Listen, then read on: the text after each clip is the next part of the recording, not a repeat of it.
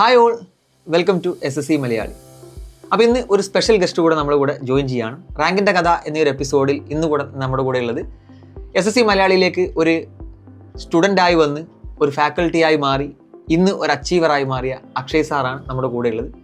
അപ്പോൾ ഒരു സ്റ്റുഡൻറ്റ് എന്ന നിലയിലും ഒരു ഫാക്കൽറ്റി എന്ന നിലയിൽ ഒരുപാട് കാര്യങ്ങൾ നമുക്ക് അക്ഷയ് സാറാണ് ചോദിച്ചറിയാനുണ്ട്. അക്ഷയ് സാറിൻ്റെ കഥകൾ നമുക്ക് കേൾക്കാം. Akshay, welcome to show. Thank you sir. Okay, Akshay സാറിനെ പറ്റി പറയുകയാണെങ്കിൽ അക്ഷയ് സാർ ഒരു ഫാക്കൽറ്റി ആയിട്ടല്ല ഇവിടെ വരുന്നത്. ഒരു സ്റ്റുഡൻ്റ് ആവാൻ വേണ്ടി വന്ന് പിന്നെ ഒരു ഫാക്കൽറ്റിയായി മാറി ഇപ്പോൾ ഒരു ബ്രദർ ലൈക്ക് ഫിഗറാണ് എനിക്ക്. നമ്മൾ ഒരുമിച്ചാണ് താമസവും കാര്യങ്ങളൊക്കെ. അക്ഷയ് സാർ, ആ ഒരു ജേണി നമുക്ക് SSC മലയാളിയിലെ ജേണി പിന്നെ വരാം. ആദ്യം ഈ ഒരു SSC ജേണി എന്നാണ് സ്റ്റാർട്ട് ചെയ്തത്, എങ്ങനെയായിരുന്നു ആ ഒരു ജേണി തുടങ്ങിയത്, എന്താ അതൊന്ന് എക്സ്പ്ലെയിൻ ചെയ്യാം. സാർ, ഞാൻ ആക്ച്വലി 2021 ഡിഗ്രി പാസ് ഔട്ടാണ്. അപ്പം സ്വാഭാവികമായിട്ട് ഡിഗ്രി കഴിയുന്നു. അപ്പോൾ ഇനി എന്ത് ചെയ്യുന്നുള്ളൊരു കൺഫ്യൂഷൻസും കാര്യങ്ങളൊക്കെ ഉണ്ടായിരുന്നു. അപ്പോൾ ഞാൻ ആക്ച്വലി ഫിസിക്സ് ഗ്രാജുവേറ്റ് ആണ്, BSc ഫിസിക്സ് ഗ്രാജുവേറ്റ് ആണ്. അപ്പോൾ ഇനി നെക്സ്റ്റ് എന്നുള്ള ചോദ്യത്തിന് മുന്നിൽ എനിക്ക് ആകെ 2 വഴി ഉണ്ടായിരുന്നുള്ളൂ. ഒന്നെങ്കിൽ MSc എടുക്കുന്നു, B.Ed കഴിയുന്നു, എവിടെയെങ്കിലും സ്കൂളിൽ കയറുന്നു എന്നുള്ള പ്ലാൻ ആയിരുന്നു. സെക്കൻഡ്, ഏതെങ്കിലും ഗവൺമെൻറ് ജോലി. സോ ഞാൻ അവിടെ റിസ്ക് എടുത്തു. എനിക്ക് ആക്ച്വലി ഡിഗ്രി കഴിയുന്നു, PGൻ്റെ ഒരു അഡ്മിഷൻ കിട്ടുന്നു. പക്ഷേ ഞാൻ റിസ്ക് എടുത്ത് ഞാൻ ഗവൺമെൻറ് ഫീൽഡിലേക്ക് അല്ലെങ്കിൽ ഗവൺമെൻറ് ജോലിക്ക് പഠിക്കാന്നുള്ളൊരു മൈൻഡിലേക്ക് വന്നു. കാരണം എൻ്റെ ചേട്ടൻ റെയിൽവേയിലാണ്. സോ ഞാൻ അവൻ്റെ ഗൈഡൻസ് കൊണ്ട് ഞാൻ ആക്ച്വലി ആദ്യമായിട്ടാണ് ഈ SSCനെ പറ്റി അറിയുന്നത്. സോ അങ്ങനെയാണ് ഞാൻ SSC ഫീൽഡിലേക്ക് വരാമെന്ന് തീരുമാനിക്കുന്നത്. സോ അതാണ് എൻ്റെ ഒരു ഡിസിഷൻ എന്ന് പറയുന്നത്. സോ ആ സമയത്ത് ഞാൻ അതിലേക്ക് വരാമെന്ന് വിചാരിക്കുന്നു. ഞാൻ ആദ്യം തന്നെ വിളിച്ചതും സദസ്ഥാനം തന്നെയാണ്. സോ ആ സമയത്ത് ഡിഗ്രി കഴിഞ്ഞിരിക്കുന്ന സമയത്ത് ഞാൻ സദസ്ഥാനം തന്നെയാണ് വിളിക്കുന്നത്. 2022 സ്റ്റാർട്ടിങ്ങിൽ. സോ PGക്ക് വേണ്ടി ഇവിടെ ഇതിൽ സ്റ്റിക്ക് ഓൺ ചെയ്യാമെന്ന് തീരുമാനിക്കുമ്പോൾ ആദ്യം ആ സമയത്താണ് ഞാൻ യൂട്യൂബിൽ വഴി SSC മലയാളിയുടെ ക്ലാസ്സസ് ഒക്കെ കാണുന്നത്. സോ ഒരുപാട് പ്ലേലിസ്റ്റ് ഒക്കെ കണ്ടു. എവിടെ നിന്ന് തുടങ്ങണം നമുക്ക് അറിയില്ലല്ലോ, കൺഫ്യൂഷൻസ് ഉണ്ടാവുമല്ലോ. സോ അപ്പോൾ ഞാൻ സദസ്ഥാനത്തിന് അതിൽ ഒരു കോഴ്സിൻ്റെ ഡീറ്റെയിൽസ് കൊണ്ട് സാറിൻ്റെ നമ്പർ കൊടുത്തിട്ടുണ്ടായിരുന്നല്ലോ. അപ്പോൾ അതിൽ വിളിച്ചിട്ടാണ് സാറാണ് എനിക്ക് പറഞ്ഞു തരുന്നത് ഇങ്ങനെയൊക്കെയാണ് ഇതിൻ്റെ ഒരു എക്സാമും കാര്യങ്ങളൊക്കെ പറഞ്ഞിട്ട്. സോ അവിടെയാണ് എൻ്റെ ഒരു വഴിത്തിരിവ് എന്ന് പറയുന്നത്. സോ പിന്നെ പതുക്കെ സെൽഫ് സ്റ്റഡി ചെയ്തു. സോ പിന്നെ ആ ഒരു 2022 ഫസ്റ്റ് അറ്റംപ്റ്റ് ആയിരുന്നു. ഏകദേശം 2-3 മാസമേ സമയം കിട്ടിയിട്ടുണ്ടായിരുന്നുള്ളൂ. പിന്നെ ഒരുപാട് വേക്കൻസീസ് ഉണ്ടായിരുന്നല്ലോ. സോ Tier 1 കട്ട് ഓഫ് കുറവായിരുന്നു. Tier 1 കിട്ടി, പക്ഷേ Tier 2 കിട്ടിയില്ല. അങ്ങനെയാണ് ആക്ച്വലി ഫീൽഡിലേക്ക് വരുന്നത്. പിന്നെ 2023 എത്തിയപ്പോൾ എന്താ സംഭവിച്ചു? 2023 എത്തിയ സമയത്ത് എന്ന് പറയുമ്പോൾ വീണ്ടും പക്ഷേ സെൽഫ് സ്റ്റഡി തന്നെയായിരുന്നു. അതിൻ്റെതായ ഡ്രോബാക്കും കാര്യങ്ങളൊക്കെ ഉണ്ടായിരുന്നു. അപ്പോഴും ഒരുപാട് കൺഫ്യൂഷൻസ് ഉണ്ട്. അതൊക്കെ ആരോട് ചോദിക്കുന്നുള്ളൊരു അൺസർട്ടനിറ്റി ഉണ്ട്. പിന്നെ നിലവിൽ ഞാൻ അവിടെ കോച്ചിങ് ഞാൻ 1-2 സ്ഥലങ്ങൾ വിളിച്ചു നോക്കി. എനിക്ക് അത്രത്തോളം അത് കൺവീനിയൻ്റ് ആയിട്ട് തോന്നിയുമില്ല. ഞാൻ ഹോസ്റ്റലിൽ നിന്ന് പഠിക്കേണ്ടി വരും അല്ലെങ്കിൽ അങ്ങനെ ബുദ്ധിമുട്ടായതുകൊണ്ട് തന്നെ ഞാൻ നൈസായിട്ട് വീട്ടിൽ നിന്നിട്ട് തന്നെയാണ് 2023 പ്രിപ്പയർ ചെയ്തത്. പക്ഷേ വേക്കൻസീസ് കുറവായതുകൊണ്ടായിരിക്കും സാറിന് 150 അറൗണ്ടാണ് കട്ട് ഓഫ് വന്നത്. സോ അതെനിക്ക് ക്ലിയർ ചെയ്യാൻ പറ്റിയില്ല. അന്ന് എനിക്ക് 148 വന്നത്. ജസ്റ്റ് ഇംഗ്ലീഷ് സബ്ജക്ട് മാർക്ക് പറഞ്ഞു. സോ കിട്ടിയില്ല. അപ്പോൾ പിന്നെയാണ് SSC മലയാളിയിലാണ് ശരിക്കും SSC മലയാളി. അതായത് ഇതുവരെ വേറെ കോച്ചിങ്ങോ ഒന്നും എടുത്തിട്ടില്ല. നമ്മുടെ എക്സാക്ട്ലി നമ്മുടെ പ്ലേലിസ്റ്റ് ആണ് മാക്സും ഈ സിലബസ് ബേസ് സെറ്റാക്കാൻ ഞാൻ SSC മലയാളി ക്ലാസ്സാണ് കൂടുതലും കണ്ടിട്ടുള്ളത്. അങ്ങനെയാണ് നമ്മളിവിടെ SSC മലയാളി കോച്ചിങ് സ്റ്റാർട്ട് ചെയ്യുന്നുണ്ടെന്ന് മനസ്സിലായി. പിന്നെ എനിക്ക് തോന്നുന്നു ആദ്യം എൻക്വയറി ചെയ്തൊരു നമ്മുടെ ബാച്ച് 1 സ്റ്റുഡന്റ് ആയിട്ട് എൻക്വയറി അത് പറയുമ്പോൾ ശരിക്കും സാർ ആ ഒരു ബിഗ് അനൗൺസ്മെന്റ് വന്നതിന് ശേഷം സാർ ഞാൻ വാട്സാപ്പിൽ മെസ്സേജ് അയച്ചിട്ടുണ്ടായിരുന്നു. സാർ ഇങ്ങനെയാണ്, എനിക്ക് ഇങ്ങനെ just 2023 just cut off clear ആയില്ല. അപ്പോൾ എനിക്ക് ഇംഗ്ലീഷ് സബ്ജക്റ്റ് ആണ് കുറച്ച് വീക്ക്. ശരിക്കും ഞാൻ ഇവിടെ അഡ്മിഷൻ എടുക്കാൻ റെഡിയാണ്, ഞാൻ ബാച്ചിൽ ജോയിൻ ചെയ്യാൻ റെഡിയാണ്. അല്ലെങ്കിൽ സാറിൻ്റെ അപ്പോൾ സാർ എനിക്ക് എൻ്റെ ഡീറ്റെയിൽസും കാര്യങ്ങളൊക്കെ തന്നു. പിന്നെയാണ് സാർ വീണ്ടും നമ്മുടെ SSC ഞാൻ ആ സമയത്ത് കൺസിസ്റ്റൻ്റ് ആയിട്ട് നമ്മുടെ ടെലിഗ്രാം ഗ്രൂപ്പ് ഫോളോ ചെയ്യുന്നു. അപ്പോൾ ഞാൻ തന്നെ ഇടയ്ക്ക് കിട്ടും നമുക്ക് അറിയുന്ന സൊല്യൂഷൻ ഇട്ട് കൊടുക്കും. സോ പെട്ടെന്ന് ഞാനൊരു രാത്രി മെസ്സേജ് കാണാണ്, നമുക്ക് ഫിസിക്സ് ക്ലാസ് എടുക്കാൻ ആളെ ആവശ്യമുണ്ട് എന്നുള്ളൊരു മെസ്സേജ്. സോ അത് കാണുന്ന സമയത്ത് തന്നെ ഞാനൊരു മെസ്സേജ് അയച്ചു, സാറേ ഞാൻ ഫിസിക്സിൻ്റെ ക്ലാസ്സും കൂടെ എടുക്കും സാറ്. അപ്പോഴാണ് സാർ എനിക്ക് മെസ്സേജ് അയച്ചത്, എന്നാൽ എനിക്കൊരു ഡെമോ അയച്ചോ. അപ്പോൾ എൻ്റെ വലിയ ഫിസിക്സിൻ്റെ ക്ലാസ് എടുത്തൊന്നുമില്ല. സോ 2023 പ്രീ കിട്ടാത്ത സമയത്ത് ഞാൻ എൻ്റെ ഒരു ഫ്രണ്ടിനും കൂടെ ചേർന്നിട്ട് ഞാൻ ഈ ചെറിയ മക്കൾക്ക് ഈ NMMS പോലത്തെ ക്ലാസ് എടുക്കുമായിരുന്നു. സോ പല സ്കൂളിലും പോയിട്ട് കാരണം ആ സമയത്ത് Tier 1 കിട്ടാത്ത, അപ്പോൾ എനിക്കൊരു ബ്രേക്ക് ആവശ്യമായിരുന്നു. എനിക്ക് വീണ്ടും പിന്നെ റീസ്റ്റാർട്ട് ചെയ്യാൻ വേണ്ടിയിട്ടൊരു ടൈം ആവശ്യം. അപ്പോൾ ഞാൻ വിചാരിച്ചു എന്നാൽ പതുക്കെ ടീച്ചിങ് ക്ലാസ് എടുക്കാമല്ലോ. കാരണം നമ്മൾ പഠിച്ച കാര്യം പറഞ്ഞു കൊടുക്കാൻ എനിക്ക് ഭയങ്കര ഇഷ്ടമാണ്. എനിക്ക് അതിൽ ഞാൻ കുറച്ചും കൂടെ കംഫർട്ടബിൾ ആണ്. അപ്പോൾ അങ്ങനെ ക്ലാസ് എടുക്കുമായിരുന്നു. അങ്ങനെ 1-2 ക്ലാസ്സസ് ഞാൻ യൂട്യൂബിൽ ഓൾറെഡി ചെയ്ത് വെച്ചിട്ടുണ്ടായിരുന്നു. അതാണ് ഞാൻ സാറിന് അയച്ചത്. അത് ആക്ച്വലി റീസണിങ് ആയിരുന്നു. അപ്പോൾ ഞാൻ സാറിനോട് പറഞ്ഞു ഞാൻ റീസണിങ് ക്ലാസ് ആണ് എടുത്തിട്ടുള്ളത്. സാർ ഈ ക്ലാസ് കണ്ടിട്ട് ഓക്കെ ആണെങ്കിൽ ഞാൻ ഫിസിക്സ് എടുക്കാൻ റെഡിയാണ്. അപ്പോൾ അങ്ങനെയാണ് ഞാൻ ആക്ച്വലി അങ്ങനെ എനിക്ക് നല്ല ഓർമ്മയുണ്ട്. കാരണം ആദ്യം അയച്ചു തരുന്നു ഫിസിക്സിൻ്റെ ഫാക്കൽറ്റി ആവാൻ വേണ്ടിയിട്ട് അയച്ചു തരുന്നത് റീസണിങ് ക്ലാസ് ആണ്. പക്ഷെ ആ ഒരു ക്ലാസ് കണ്ടപ്പോഴേക്കും എനിക്ക് അക്ഷയ് സാറിനുള്ള കാര്യം മനസ്സിലായി. സത്യം പറയാൻ ആ ഒരു ക്ലാസ് എടുക്കുന്നത് നമ്മളാണെങ്കിൽ ഫാക്കൽറ്റീസിന് അന്വേഷിച്ച് നടക്കുകയാണ് ആ ഒരു സമയത്ത്. പക്ഷേ അങ്ങനെയാണ് അക്ഷയ് സാർ ഈ ഒരു SSC മലയാളിയിലോട്ട് ഫാക്കൽറ്റി ആയിട്ട് എത്തിച്ചേരുന്നത്. എനിക്ക് തോന്നുന്നു SSC മലയാളിയിൽ ഏറ്റവും ബെസ്റ്റ് ഫാക്കൽറ്റി എന്ന് പറയുന്നത് അക്ഷയ് സാർ തന്നെയായിരിക്കും. അക്ഷയ് സാറിന് ജോലി കിട്ടിയതിൽ ഏറ്റവും കൂടുതൽ സങ്കടപ്പെടുന്ന ഒരാൾ ഇപ്പോൾ ഞാൻ തന്നെയാണ്. കാരണം അക്ഷയ് സാറിൻ്റെ സേവനങ്ങൾ നമുക്ക് SSC മലയാളിക്ക് നഷ്ടപ്പെടാൻ പോവുകയാണ്. അക്ഷയ് സാർ ജോലി കിട്ടി പോവാണ്. സാർ ഞാൻ തമാശക്ക് പറഞ്ഞു, അക്ഷയ് സാർ സീരിയസ് ആവാതിരിക്കുക. അക്ഷയ് സാർ പിന്നെ നമ്മൾ ഈ ഒരു ഇതിലോട്ട് വരികയാണെങ്കിൽ SSC മലയാളിയിലോട്ട് വന്നു, ഒരു ഫാക്കൽറ്റി ആയിട്ട് വന്നു, അതായത് കോച്ചിങ് കാര്യങ്ങളൊന്നും വേറെ എടുത്തിട്ടില്ല. അപ്പോൾ ആ ഒരു എങ്ങനെയായിരുന്നു ആ ഒരു ഇത് ഹെൽപ്ഫുൾ ആയിട്ടുണ്ടോ പഠിക്കുന്നത്? ടീച്ചിങ്, അതായത് ടീച്ചിങ്ങിലോട്ട് ഇറങ്ങിയത് ഈ ഒരു പ്രിപ്പറേഷനിൽ ഹെൽപ്ഫുൾ ആയിരുന്നു? ഡെഫിനറ്റ്ലി സാർ, ഒരു സംശയമില്ല. കാരണം പഠിക്കാൻ വേണ്ടി പഠിക്കുന്നതും പഠിപ്പിക്കാൻ വേണ്ടി പഠിക്കുന്നത് ഇസ് എൻറ്റയർലി ഡിഫറെൻറ്റ്. കാരണം പഠിപ്പിക്കാൻ വേണ്ടി പഠിക്കുന്ന നമുക്ക് ഒരു ലൂപ്പ് ഹോൾസ് പോലും ഉണ്ടാവാൻ പാടില്ല. കാരണം എവിടെ നിന്നും ഡൗട്ട് വരാം. നമ്മൾ പഠിപ്പിക്കാൻ പോകുന്നത് നമ്മളെക്കാട്ട് അറിവുള്ള പിള്ളേരാണ്, അല്ലെങ്കിൽ അത് അങ്ങനെ തന്നെയാണ്. അതെ, തുടക്കത്തിൽ ഞാൻ വന്നത് ബാച്ച് വണ്ണിനെ പറ്റി എനിക്ക് ഒന്നും അറിയില്ല. പിന്നെയാണ് നമ്മൾ മനസ്സിലാക്കുന്നത് ആരൊക്കെയാണ് അല്ലെങ്കിൽ ഏതൊക്കെ ലെവലുള്ള പിള്ളേരാന്നൊക്കെ അറിയുന്നത്. അപ്പോൾ ഓരോ ക്ലാസ് അവിടെ എടുക്കാൻ പോകുന്നതിന് മുമ്പ് ഞാൻ അത്രയും ഹോംവർക്ക് ചെയ്തിട്ടുണ്ട്.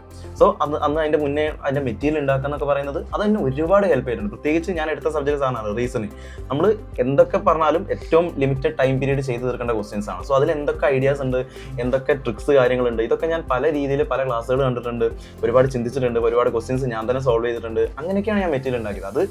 അതെൻ്റെ ഈ 2024 CGL പ്രീ അല്ലെങ്കിൽ ആ ഒരു എക്സാമിന് ഒരുപാട് ഹെൽപ്പ് ചെയ്തിട്ടുണ്ട്. കാരണം ഞാൻ കുറച്ചും കൂടെ റിഫൈൻഡ് ആയി മാറി. ഒരുപാട് ഐഡിയാസ് എനിക്ക് കിട്ടി തുടങ്ങി. പിന്നെ പ്രത്യേകിച്ച് ഇവിടുത്തെ ബാച്ച് വണ്ണിലെ സ്റ്റുഡൻസ്, സോ അവരൊരുപാട് മോട്ടിവേഷൻ അല്ല, അവർ ഇൻസ്പിറേഷൻ ആയിരുന്നു. അവരുടെ ഡൗട്ടുകൾ ആയിക്കോട്ടെ, ഇതൊക്കെ വീണ്ടും നമുക്ക് പഠിക്കാൻ ഉറപ്പായിട്ടും അതിൽ സംശയമില്ല. നമ്മൾ ആ ഒരു ബാച്ച് എന്ന് പറയുന്നത് നമുക്ക് അത്രയും പ്രിയപ്പെട്ടതാണ്. അത് വേറെ ഏത് ബാച്ച് ക്ലാസ് എടുത്തു കഴിഞ്ഞാൽ batch one is entirely different. കാരണം എല്ലാ രീതിയിലും നമുക്ക് കൊടുക്കുന്ന സപ്പോർട്ട് ആയിക്കോട്ടെ. നമ്മൾ ഫ്രണ്ട്സ് ആയിരുന്നു നമ്മുടെ ആദ്യത്തെ ബാച്ച്. സത്യം. അതായത് ഞാൻ ആദ്യമായിട്ട് ക്ലാസ് എടുക്കുന്നത്, ഞാൻ ഈ ഒരു ഫീൽഡിൽ അല്ലെങ്കിൽ ക്ലാസ് അത്രയല്ലേ ഉള്ളൂ. അപ്പം ഞാൻ മാറി കുറച്ചും ഒരു പ്രൊഫഷണൽ ടീച്ചിങ് എന്നൊക്കെ പറയാൻ ഞാൻ എൻ്റെ മനസ്സുകൊണ്ട് വിചാരിക്കുന്നത് SSC മലയാളിയിൽ വന്നതിന് ശേഷമാണ്. അപ്പം അതൊക്കെ സ്റ്റാർട്ട് ചെയ്തതും ഈ ബാച്ച് വണ്ണ് തന്നെയാണ്. റീസണിംഗ് ഇപ്പോൾ ഒരു ബുദ്ധിമുട്ടുള്ള സബ്ജക്റ്റ് അല്ല? റീസണിംഗ് ഇല്ല സാർ. റീസണിംഗ് എന്ന് പറയുന്നത് ഇപ്പോൾ നമുക്ക് ഒരു കേക്ക് ബാക്ക് പോലെ തോന്നുന്നുണ്ട്. കാരണം അത്രയും എല്ലാ ബാച്ചിലും ഇപ്പോൾ ഏകദേശം 11 ബാച്ചുകളും ക്ലാസ് എടുക്കുന്നുണ്ടല്ലോ. സോ അത് ഇപ്പോൾ എക്സാമിന് എഴുതി ഇപ്പോൾ നമ്മൾ മോക്ക് ചെയ്യുന്ന സമയത്താണെങ്കിലും റീസണിംഗ് വലിയ കുഴപ്പമില്ല. റീസണിനെ പറ്റി ഞാൻ ചോദിക്കേണ്ട ആവശ്യമില്ല. അക്ഷയ് സാർ ഓൾറെഡി ക്ലാസ് എടുത്ത് അത് റെഡി ആയിട്ടുണ്ട്. എങ്ങനെ മാത്സ് ഒക്കെ എങ്ങനെയായിരുന്നു പഠിത്തം കാര്യങ്ങൾ? സോ മാത്സ് ആക്ച്വലി ഞാൻ ചെറുപ്പം തൊട്ടേ എനിക്കൊരു താല്പര്യമുള്ള വിഷയമാണ്. പക്ഷേ ഞാൻ അത്രത്തോളം ബ്രില്യൻ്റ് ഒന്നുമല്ല മാത്സ്. ഞാൻ അത്രയും ടൈം ഇൻവെസ്റ്റ് ചെയ്താൽ മാത്രമേ എനിക്ക് മാത്സ് മാർക്ക് സ്കോർ ചെയ്യുള്ളൂ. അല്ലാതെ നമ്മൾ പറയാറില്ലേ, നമ്മൾ അധികം എഫേർട്ട് എടുത്തില്ലെങ്കിൽ മാത്സ് മാർക്ക് സ്കോർ ചെയ്യുന്ന ഒരാളൊന്നുമല്ല ഞാൻ. സോ തുടക്കത്തിൽ ബേസ് സെറ്റാക്കാൻ വേണ്ടിയിട്ട് ഞാൻ SSC മലയാളിൻ്റെ ക്ലാസ് തന്നെയാണ് കണ്ടിന്യൂ ചെയ്തത്. കാരണം തുടക്കത്തിൽ എനിക്ക് ഒന്നാമത് നമ്മൾ ഈ സെൽഫ് സ്റ്റഡി നടത്തുന്നതുകൊണ്ട് തന്നെ എനിക്ക് ഈ പറയുന്ന ഹിന്ദിക്കാരെ അല്ലെങ്കിൽ ഹിന്ദി മീഡിയത്തിൽ ക്ലാസ് എടുക്കുന്ന എല്ലാ ആൾക്കാരെയും അറിയാം. കാരണം ഞാൻ ഓരോ സമയത്ത് ഓരോ ആൾക്കാരെ ക്ലാസ് ഞാൻ കാണും. എന്ന് വെച്ചാൽ നമുക്ക് കംഫർട്ടബിൾ ആയിട്ടുള്ള ഏതാണെന്ന് അറിയില്ലല്ലോ. അങ്ങ് സത്യം പറഞ്ഞാൽ ഇപ്പൊ എനിക്ക് ഹിന്ദി അടക്കം അറിയാം. കാരണം നമുക്ക് കേട്ട് മനസ്സിലാക്കാൻ മാത്സ് ക്ലാസ് എടുക്കുന്ന അല്ലെങ്കിൽ അത്യാവശ്യം ഹിന്ദി ക്ലാസ് എടുക്കുന്ന ഇപ്പൊ ഏതൊരു അത്യാവശ്യം സബ്സ്ക്രൈബേഴ്സ് ഉള്ള ഏതൊരു ക്ലാസ്സും ഞാൻ തുടക്കത്തിൽ കണ്ടിട്ടുണ്ട്. കാരണം ആ 2 വർഷത്തെ കാലയളവിൽ ഞാൻ കാണാത്ത വീഡിയോസ് ഇല്ല. ഓരോരുത്തരും വീഡിയോ നോക്കും, ഞാൻ കംഫർട്ടബിൾ ആയിട്ടുള്ള ഒരു വീഡിയോ ഞാൻ സെലക്ട് ചെയ്യും. അതിൽ അപ്പാർട്ട് ഫ്രം SSC മലയാളി നല്ല കുട്ടികൾ സജസ്റ്റ് ചെയ്ത് കൊടുക്കാൻ പറ്റിയ നല്ല യൂട്യൂബ് ചാനൽ നമ്മളിപ്പോ ഒട്ടുമിക്ക SSC ഫീൽഡിൽ അറിയുന്നവർക്ക് അറിയേണ്ട ഗഗൻ ബ്രദേഴ്സ് അടിപൊളി ചാനലാണ്. കാരണം അത്യാവശ്യം നല്ല കണ്ടന്റ്, ഫ്രീ ക്ലാസ് ആവശ്യമേ ഇല്ല. പക്ഷേ പ്രശ്നം എന്താണെന്ന് വെച്ച് കഴിഞ്ഞാൽ നമ്മളിപ്പോ ഒരു ഓൺലൈൻ കോച്ചിങ് എടുക്കുന്ന സമയത്ത് അല്ലെങ്കിൽ നമ്മൾ ഇതേപോലത്തെ സെൽഫ് സ്റ്റഡി എടുക്കുന്ന സമയത്ത് നമ്മൾ ഈ കണ്ടന്റ് കറക്റ്റ് സ്ഥലത്ത് നിന്ന് എടുക്കുക എന്ന് പറയുന്നത് ഒരു ബുദ്ധിമുട്ടാണ്. അതുപോലെ ഓരോ സ്ഥലത്തായിരിക്കും അല്ലെങ്കിൽ ഓരോ പ്ലേലിസ്റ്റ് ആയിരിക്കും. ഇത് നമുക്ക് വേണ്ട കാര്യം ഇതാണ് അതാണെന്ന് പറയാനുള്ള ഒരു ബുദ്ധിമുട്ട് അല്ലെങ്കിൽ അറിഞ്ഞെടുക്കാനുള്ള ബുദ്ധിമുട്ടേ ഉള്ളൂ. അങ്ങനെ പക്ഷേ എന്നാലും നമ്മളെ ഹെൽപ്പ് ചെയ്യുന്നതാണ് ഈ ഗഗൻ പ്രതാപ്, അഭിനേഷ് ശർമ്മ, ആദിത്യ രഞ്ജൻ, അതേപോലെ തന്നെ പവൻ റാവു, ഇതുപോലത്തെ ഒരുപാട് ക്ലാസ്സസ് തന്നെ. അബ്ബാസൈനി അടിപൊളിയാണ്. ഇങ്ങനത്തെ ക്ലാസ്സസ് ഹെൽപ്ഫുൾ ആണ്. പിന്നെ ഈ ഹിന്ദി ലാംഗ്വേജിന്റെ ഒരു ബുദ്ധിമുട്ടേ ഉള്ളൂ. അവർ പറയുന്ന കാര്യം നമുക്ക് അത്രത്തോളം ഈ മലയാളം ക്ലാസ് കാണുന്ന പോലെ തന്നെ മനസ്സിലാവണമെന്നില്ല. അവിടെയാണ് SSC മേള എനിക്ക് തുടക്കത്തിൽ ഒരുപാട് ഡിഫറെന്റ് ആയിട്ട് തോന്നിയത്. കാരണം നമ്മൾ നമ്മുടെ ലാംഗ്വേജ് കാണാൻ പറ്റും. പിന്നെ എടുക്കുന്ന നമ്മൾ അത്രയും ക്വാളിറ്റി ക്വസ്റ്റ്യൻസ് ആയിരുന്നു. എനിക്ക് ഏറ്റവും കൂടുതൽ എനിക്ക് എഫക്റ്റ് ഉണ്ടാക്കിയത് ക്വാണ്ട് ബൂസ്റ്റർ ക്ലാസ്സസ് ആയിരുന്നു സാർ. സോ ആ തുടക്കത്തിൽ ഋഷി സാറ് അഡ്വാൻസും സാർ ചെയ്ത അരിത്തമെറ്റിക്, അത് നമ്മൾ എന്തൊക്കെ പഠിച്ചെന്ന് പറഞ്ഞാലും പെട്ടെന്ന് നമ്മൾ വീഡിയോ നമുക്ക് പോസ് ചെയ്ത് ചെയ്യാമല്ലോ. നമ്മളത് സോൾവ് ചെയ്തതിന് ശേഷം പിന്നെ റിവൈൻഡ് ചെയ്ത് സാറിന്റെ മെത്തേഡ് വെക്കും. അപ്പോൾ എനിക്ക് അങ്ങനെയൊക്കെയാണ് ഞാൻ ഓരോ പുതിയ മെത്തേഡുകൾ പഠിച്ചത്. ഇതൊക്കെ 2023 പ്രീന്റെ സമയത്താട്ടോ. അപ്പോൾ ആ ജോയിൻ ചെയ്യുന്നതിന് മുന്നേ ആ ബാച്ചിലെ കംപ്ലീറ്റ് ക്ലാസ്സസ് ഞാൻ കണ്ടിട്ട് ഞാൻ നോട്ട് ചെയ്ത് വെച്ചിട്ടുണ്ട്. ഇൻക്ലൂഡിംഗ് ക്വസ്റ്റ്യൻസ് ആൻഡ് ആൻസർ ഞാൻ എഴുതി, ഞാനതൊരു A4 ഷീറ്റിൽ എഴുതി ഞാനത് പിൻ ചെയ്ത് വെച്ചിട്ടുണ്ട്.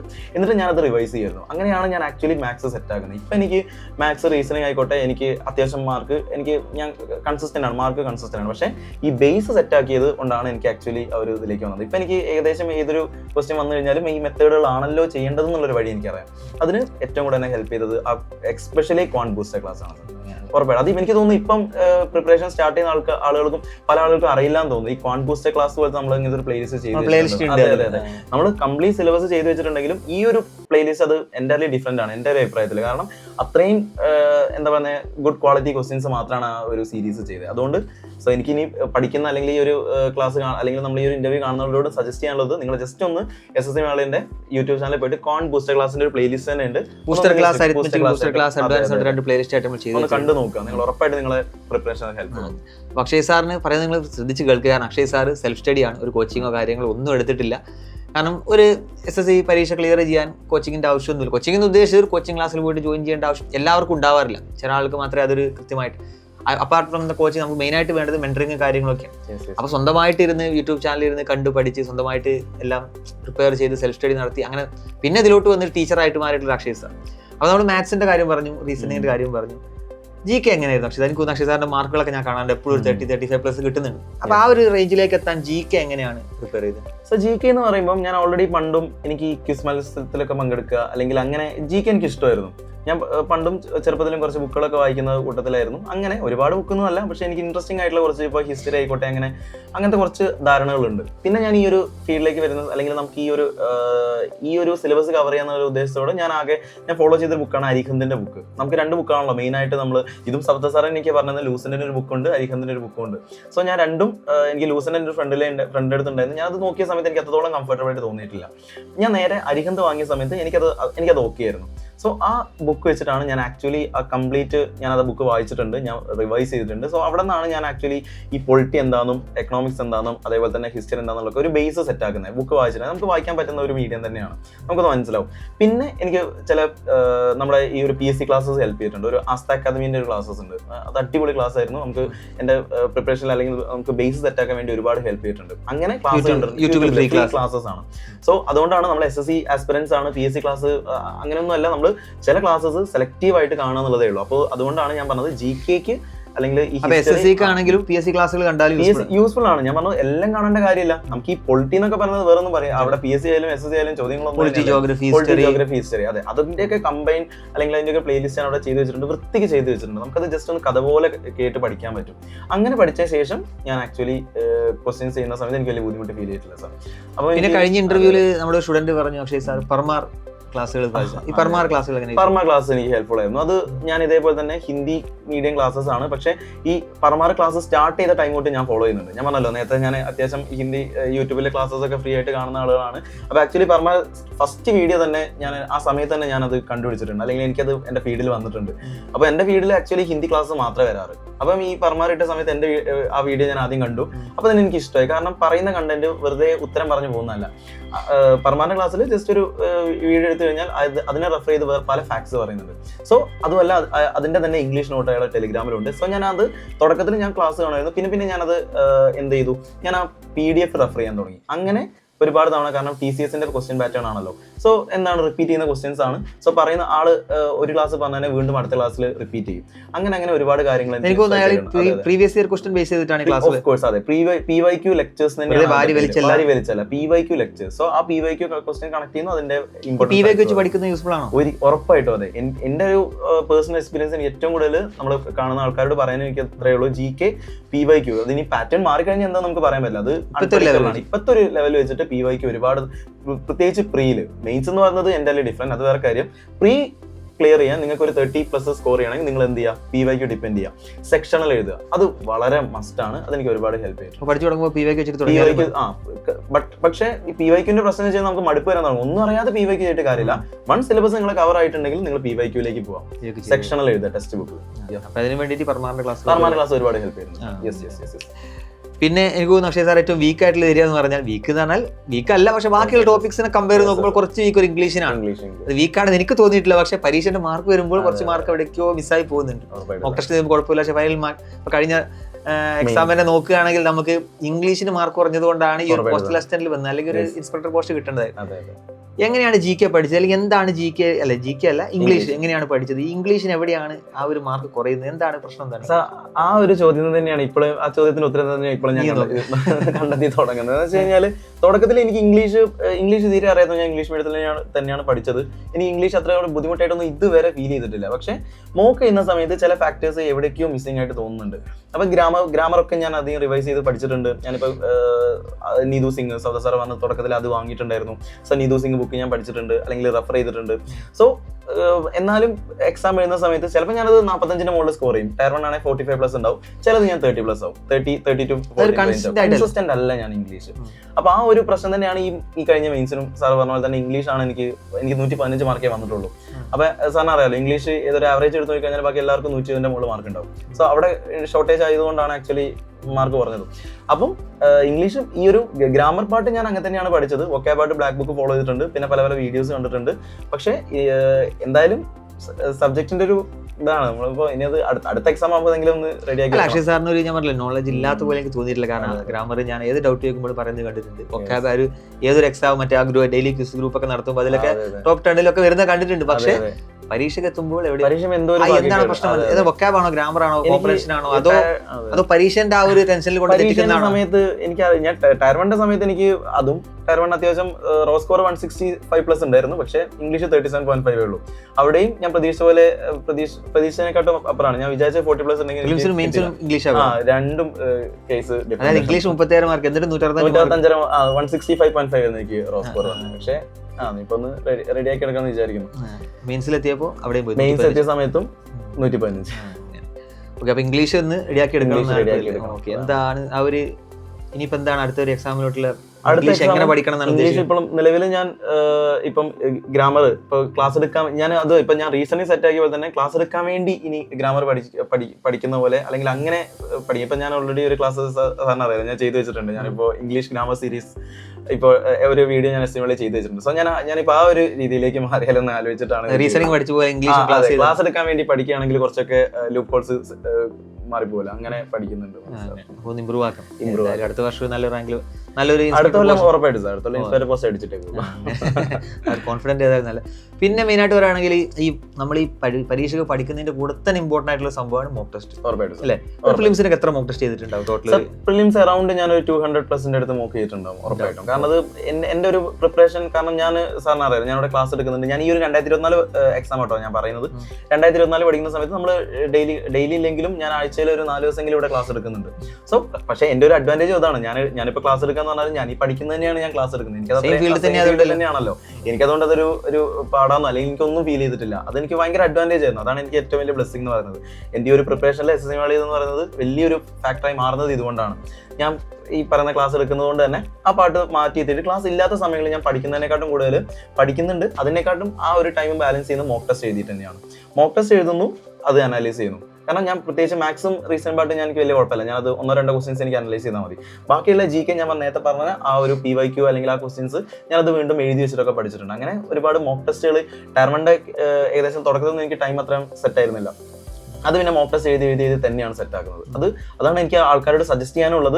മോക്ക് ടെസ്റ്റ് ഒരിക്കലും പേടിക്കാണ്ടിരിക്കുക. ചില ആൾക്കാരെ നമുക്ക് കാണാൻ പറ്റും. നമുക്ക് ഈ ഫുൾ ടെസ്റ്റ് എഴുതുന്ന സമയത്ത് പേടി കാരണം സെക്ഷനിൽ മാത്രമേ എഴുതുള്ളൂ. എന്നിട്ട് നാലും കൂടെ മാർക്ക് കൂട്ടി ആൾക്കാർക്ക് നമ്മുടെ ക്ലാസ്സിൽ തന്നെ ഒരു കാര്യമില്ല. നമ്മൾ പിള്ളേർ പറയുന്ന സമയത്ത് നമുക്ക് സജസ്റ്റ് ചെയ്ത് കൊടുക്കുന്ന കാര്യമാണ്.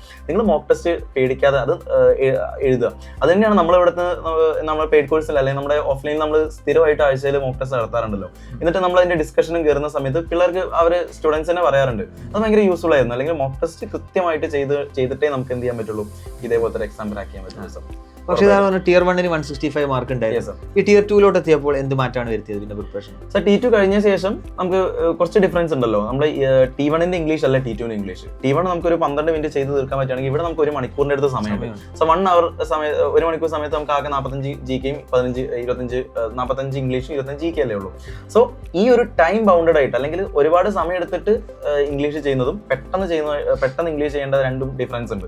സോ അതിന് വേണ്ടിയിട്ട് എനിക്ക് കുറച്ച് സമയം ആവശ്യമായിരുന്നു. കാരണം നമുക്ക് പെട്ടെന്ന് കുത്തിപ്പോകാനുള്ള ചാൻസസ് അല്ലെങ്കിൽ ആ ഒരു ഉള്ളിലുള്ള ഒരു ഇത് വരും, പിന്നെ തെറ്റാറുണ്ട്. അങ്ങനെ ആ ഒരു ടൈം സെറ്റ് ആക്കി എടുക്കാൻ ഏറ്റവും കൂടുതൽ സമയം ടൈം ഞാൻ ഇൻവെസ്റ്റ് ചെയ്തിട്ടുണ്ട്. അറൗണ്ട് ഒരു 75+ ചെയ്തിട്ടുണ്ട്. T2 മാത്രം 2024 ചെയ്തിട്ടുണ്ടാവും. പിന്നെ ഇപ്പോൾ നമ്മൾ അക്ഷയ് സാറിൻ്റെ സ്ട്രാറ്റജീസ് എല്ലാം കേട്ടു, മാത്സ്, ഇംഗ്ലീഷ്, റീസണിങ്, GK. ഇനിയിപ്പോൾ നമ്മളൊന്നും വിട്ടുപോയിട്ടില്ല എന്ന് തോന്നുന്നു, ഏകദേശം എല്ലാം നമ്മൾ പറഞ്ഞിട്ടുണ്ട്. ഓക്കെ, അക്ഷയ് സാർ വേറെ കാര്യം ചെയ്യും. അക്ഷയ് സാർ ഇപ്പോൾ ഒരു അധ്യാപകനാണ്, ഒരു ഫാക്കൽറ്റിയാണ്. ഒരു ഫാക്കൽറ്റി പോയിന്റ് ഓഫ് വ്യൂവിൽ നിന്നല്ല, ഒരു സ്റ്റുഡൻ്റ് ആയിട്ട് അക്ഷയ് സാർ ഒന്ന് നോക്കിക്കാണുകയാണെങ്കിൽ ഇവിടെ അക്ഷയ് സാറിന് നമ്മളിപ്പോൾ ഈ പല ബാച്ചുകളായിട്ട് റൺ ചെയ്യുന്നു, ഏറ്റവും എഫക്റ്റീവായിട്ട് തോന്നിയിട്ടുള്ളത് എന്തായാലും? സോ മെയിൻ തിങ് എനിക്ക് ഏറ്റവും കൂടുതൽ ഞാനൊരു ഇപ്പോൾ പുറത്തുനിന്ന് നോക്കി കാണുകയാണെങ്കിൽ ഞാനൊരു വേറൊരാൾക്ക് സജസ്റ്റ് ചെയ്യാം. ഞാനിപ്പോൾ ഇവിടുത്തെ ഒരു ഫാക്കൽറ്റി ഒന്നുമല്ല, ഞാൻ വേറൊരാൾക്ക് സജസ്റ്റ് ചെയ്ത് കൊടുക്കുകയാണ്. ഞാനിവിടെ പഠിച്ചിറങ്ങിയിട്ടാണ് ഞാൻ വേറൊരു ആൾക്ക് ഞാൻ സജസ്റ്റ് ചെയ്ത് കൊടുക്കുകയാണ്. ഞാൻ ഏറ്റവും കൂടെ പറയാൻ നമ്മുടെ ടാഗ് ലൈൻ തന്നെ ഉണ്ട്, സ്ട്രെസ് ഫ്രീ ക്യാമ്പസ്. കാരണം ഇവിടെ ഒരാൾക്ക് താല്പര്യത്തോടെ പഠിക്കാൻ റെഡിയാണ് വന്ന് പഠിക്കുകയാണെങ്കിൽ അവർക്ക് പഠിക്കാൻ പറ്റും. അല്ലെങ്കിൽ അതിനുള്ള എല്ലാം ഇവിടെ ഉണ്ട്. ക്ലാസ് ആയിക്കോട്ടെ, അതിനുള്ള ഒരു എൻവയോൺമെന്റ് ആയിക്കോട്ടെ, കൃത്യമായിട്ട് ഇവിടെയുണ്ട്. നമ്മളിവിടെ ആരെയും കമ്പൽ ചെയ്യുന്നില്ല. നിങ്ങൾക്ക് ജോലി കിട്ടണോ, നിങ്ങൾ വന്ന് പഠിക്കാനുള്ള എല്ലാ എൻവയോൺമെന്റും നിങ്ങൾ പഠിച്ചാൽ മതി. അത് തന്നെയാണ് ഉറപ്പായിട്ടും. സോ അങ്ങനത്തെ ഒരു എൻവയോൺമെന്റ്, ഒരു എക്കോസിസ്റ്റം ബിൽഡ് ചെയ്ത് കൊടുക്കാൻ തന്നത് സിമ്പിൾ ആയിട്ടുള്ള കാര്യമൊന്നുമല്ല. അത് കൃത്യമായിട്ട് എഫക്റ്റീവായിട്ട് റൺ ചെയ്യാൻ എന്ത് ചെയ്യുന്നു നമ്മളെ കൊണ്ട് പറ്റുന്നുണ്ട്. സോ അത് തന്നെയാണ് മെയിൻ തിങ് എനിക്ക് തോന്നുന്നത്. പ്രോപ്പർ അതെ അതെ കാര്യമല്ല പറയുന്നത്. ഇവിടെ ഒരുപാട് സ്റ്റുഡൻസ് നമ്മൾ പ്രത്യേകിച്ച് നമ്മൾ നേരത്തെ പറഞ്ഞ ബാച്ച് 1 സ്റ്റുഡൻസ് ഒക്കെ ഓൾറെഡി മെന്റേഴ്സ് ആവാൻ അത്രയും ക്വാളിഫൈഡ് ആയിട്ടുള്ള ആളുകളാണ്. അപ്പൊ അവരുടെയൊക്കെ മെന്ററിങ് ചെയ്യുന്നുണ്ട്. അതെ, ഇപ്പൊ വരുന്ന ബാച്ചിനൊക്കെ നമ്മൾ അങ്ങനത്തെ ഒരു മെന്റേഴ്സ് സപ്പോർട്ട് കൊടുക്കുന്നുണ്ട്. സോ അതിന്റെ കൂടെ തന്നെ ഇവർക്ക് എന്ത് ചെയ്യാം, നമ്മൾ പറഞ്ഞില്ലേ എത്ര പഠിക്കുന്നു എന്നല്ല, പഠിക്കുന്ന കാര്യം എഫക്റ്റീവായിട്ട് എന്താ പറയുന്നത്, ഇവർക്കൊരു പിയർ ഗ്രൂപ്പ് സെറ്റ് ചെയ്തെടുക്കാൻ പറ്റും. അങ്ങനെ ഒരുപാട് കാര്യങ്ങൾ ശരിക്കും അതാണ് ഒരു സെൽഫ് സ്റ്റഡി നടത്തിയിട്ട് അല്ലെങ്കിൽ സെൽഫ് സ്റ്റഡിയിൽ നിന്ന് കിട്ടാത്ത ആളുകൾക്ക് ഒരു ഓഫ്ലൈൻ കോച്ചിങ് എടുക്കുന്ന സമയത്ത് കിട്ടുന്നത്. കാരണം അവർക്ക് ഒരുപാട് കണ്ടന്റ് ഒന്നും കൊടുക്കാനില്ല. പക്ഷെ ഈ പറയുന്ന ഒരു ഗ്രൂപ്പ് സർക്കിൾ ബിൽഡ് ചെയ്തെടുക്കാൻ കണ്ടന്റ് ഒക്കെ യൂട്യൂബിൽ അവൈലബിൾ ആണ്. അതെ അതെ അതെ. ഈ ഒരു മെന്റർഷിപ്പ് അല്ലെങ്കിൽ ഈ പറയുന്ന ഒരു പിയർ ഗ്രൂപ്പ് അത് അറ്റ്മോസ്ഫിയർ അവിടെ ഇന്ന് പഠിക്കാൻ പറ്റണം. അത് നമുക്ക് കൃത്യമായിട്ട് കൊടുക്കാൻ പറ്റുന്നത്. അതാണ് എനിക്ക് ഏറ്റവും മെയിൻ തിങ് ആയിട്ട് തോന്നുന്നത്. ഞാൻ ഒരാൾക്ക് സജസ്റ്റ് ചെയ്യുമ്പോൾ ഞാൻ എന്താ സ്ട്രെസ് കൊടുക്കുന്ന ഒരു പോയിന്റ് അതായിരിക്കും സാർ. പിന്നെ നമ്മൾ ഇവിടുത്തെ ക്ലാസ്സുകൾ, അതുപോലെ തന്നെ നമ്മളിപ്പോൾ ഒരു കഴിഞ്ഞ പ്രാവശ്യം നമ്മൾ ക്രാഷ് കോഴ്സ് ഒക്കെ എല്ലാവരും പറഞ്ഞ ക്രാഷ് കോഴ്സ് അല്ലെങ്കിൽ മിഷൻ ബാച്ച് കുറെ ക്ലാസ്സുകൾ നമുക്ക് കിട്ടുന്നത്. നമ്മൾ വെറും ഡിസ്കഷൻസ് മാത്രമായിരുന്നു പ്രൊവൈഡ് ചെയ്യുന്നത്. അവർ തന്നെ ക്വസ്റ്റ്യൻ ഉണ്ടാക്കുന്നു, അത് നമ്മളൊന്ന് കമ്പയർ ചെയ്തിട്ട് ഒരു ക്വിസായി കൊടുക്കുന്നു. എന്നിട്ട് ക്വിസ് അവർ ചെയ്തിട്ട് അവർ തന്നെ ഡിസ്കസ് ചെയ്യുന്നു, അങ്ങനെ മൊത്തം കൊടുത്തു. അതൊക്കെ എങ്ങനെയാണ് അക്ഷയ് സാറാണ് കുറെ അതിന്റെ ഒരു മുൻപന്തിയിലൊക്കെ ഉണ്ടായിരുന്നത്? അതെ അതെ. എനിക്കത് പേഴ്സണലി പറയാനാണെങ്കിൽ നമ്മള് ഇപ്പൊ അതിലെ കുട്ടികൾ തന്നെ ക്വസ്റ്റ്യൻസ് അയച്ചു. നമ്മൾ തലേദിവസം രാത്രിയാണ് നമ്മളത് എന്ത് ചെയ്തത്, നമ്മൾ ആപ്പിലാവുന്നത് അതൊരു മോക്ക് ടെസ്റ്റ് ആക്കി മാറ്റുന്നത്. അപ്പം നമ്മൾ ചില കുട്ടികൾ അയക്കുന്ന സമയത്ത് നമുക്ക് എന്തെങ്കിലും വാല്യൂ, കാരണം ഇത് കോപ്പി പേസ്റ്റ് ചെയ്യുന്നതാണല്ലോ, ചിലപ്പോൾ എന്തെങ്കിലും വാല്യൂ ഒക്കെ മാറിയേക്കാം. അപ്പൊ നമ്മളത് ചെയ്ത് നോക്കി വെരിഫൈഡ് ആക്കിയ ശേഷമല്ലേ സാർ നമ്മൾ. അപ്പൊ നമ്മൾ തന്നെ സൗദ സാർ ഉണ്ടാവും, ഞാൻ ബാസിം സാർ, പ്രത്യേകിച്ച് ബാസിം. അപ്പൊ നമ്മൾ 3 പേര് ഇരുന്നിട്ട് നമ്മളത് ക്വസ്റ്റ്യൻസ് ഒന്ന് അത്രയും ലെവലുള്ള ക്വസ്റ്റ്യൻസ് ആണ് നമ്മൾ ചെയ്ത് നോക്കിയിട്ടാണ് പിറ്റേ ദിവസം രാവിലെ. അപ്പോൾ 2 മണി 3 മണി വരെ ഇരുന്നിട്ട് അടക്കം രാവിലെ പുലച്ചയ്ക്ക് നമ്മളത് ഇന്ന് ചെയ്തിട്ടുണ്ട്. അപ്പൊ അതൊക്കെ എനിക്ക്, കാരണം സാറിന്റെ കൂടെ ആയിക്കോട്ടെ ബാസാറിന്റെ കൂടെ ആയിക്കോട്ടെ, നിങ്ങൾ രണ്ടുപേരുടെയും കൂടെ രീതിയിൽ നിങ്ങൾ ഇൻപുട്ട് അവിടെ ഉണ്ട്. അതൊക്കെ എനിക്ക് ഭയങ്കര യൂസ്ഫുൾ ആയിരുന്നു. പേഴ്സണലി എനിക്ക് ഭയങ്കര യൂസ്ഫുൾ ആയിരുന്നു. അത് സ്റ്റുഡൻസിന് എഫക്ട് ആവുന്നത് വേറെ രീതിയിലാണ്. കാരണം അവർ പിറ്റേ ദിവസം രാവിലെ വന്ന് അതൊരു 1 മണിക്കൂർ മോക്കായിട്ട് ഇരുന്നാണ് ചെയ്യുന്നത്, അല്ലേ സാർ? എന്നിട്ട് അത് അവരെ തന്നെ ഗ്രൂപ്പായിട്ട് ഇരുന്ന് ഡിസ്കസ് ചെയ്യുന്നു. അത് നമുക്ക് അത് ഒരിക്കലും ഒരു ക്ലാസ്സിൽ കൊടുക്കാൻ പറ്റില്ല. ഒരു ക്ലാസ്സിൽ ഒരു സാർ വന്ന് എടുക്കുകയാണെങ്കിൽ അത് അയാളുടെ മാത്രം ഇൻപുട്ട് ആയിരിക്കും. പക്ഷെ ഇത് നമ്മൾ ചെയ്യുന്നത് എൻറ്റയർലി ഡിഫറെന്റ് ആണ്. നമ്മൾ അതൊരു ഗ്രൂപ്പാക്കി തിരിച്ച് അവരെ ഡിസ്കസ് ചെയ്യുന്ന സമയത്ത് അവർക്ക് തന്നെയാണ് അതിന്റെ ഇൻഫ്ലുവൻസ്. ഓരോ മെത്തേഡുകളാണ് പഠിക്കുന്നത്. സോ അത് മാത്രമല്ല നമ്മൾ തന്നെ അത് മോണിറ്റർ ചെയ്യാനുണ്ടായിരുന്നു സാർ. ആ ഒരു ക്രാഷ് ബാച്ചിൽ മാത്രമേ 20+ ആളുകളോളം ടിയർ 1 ക്ലിയർ ചെയ്തിട്ടുണ്ട്. അത് എനിക്കൊന്നും അത് തന്നെയാണ്. കാരണം ആ സമയത്ത് നമ്മൾ എല്ലാ സബ്ജക്റ്റും അവിടെ 1 ഡേ തന്നെ നമ്മൾ ക്ലിയർ ചെയ്തു, അല്ലെങ്കിൽ എന്താ പറയുക റിവൈസ് ചെയ്ത് പോകുന്നുണ്ട്. ഇപ്പോൾ രാവിലെ മാത്സ് ആണ്, ഉച്ചയുണ്ട് ഇംഗ്ലീഷും GK ആണ്, എന്നിട്ട് രാത്രി അതിന്റെ ക്വിസും ഉണ്ട്. സോ ആ സമയത്ത് ഞാനും അതിലെ സ്റ്റുഡന്റ് തന്നെ, അല്ലെങ്കിൽ നമ്മളവിടെ എനിക്ക് അങ്ങനത്തെ ഒരു ഗ്രൂപ്പിന്റെ കൂടെ ഇരുന്ന് പഠിക്കുന്നു, രാത്രി നമ്മൾ ക്വിസ് ചെയ്യുന്നു. സോ ആ ഒരു ഹെൽത്തി കോമ്പിനേഷൻ മാത്രമല്ല, ആ ഒരു ഗ്രൂപ്പിൽ നിന്നാണ് നമുക്ക് ഇപ്പൊ നമ്മുടെ കേരള റാങ്ക് 4 നിബ്രാസ്, അനേക് ഒരുപാട് പേര് തന്നെയാണ് അല്ലെ. സോ ഈ ആളുകളൊക്കെ വൈകുന്നേരം നമ്മൾ ക്വിസ് കോമ്പറ്റീഷൻ എടുത്തു കഴിഞ്ഞാൽ ടോപ്പിൽ ഉണ്ടാവുകയും ചെയ്യും. കാരണം അത്രേ ഉള്ളൂ.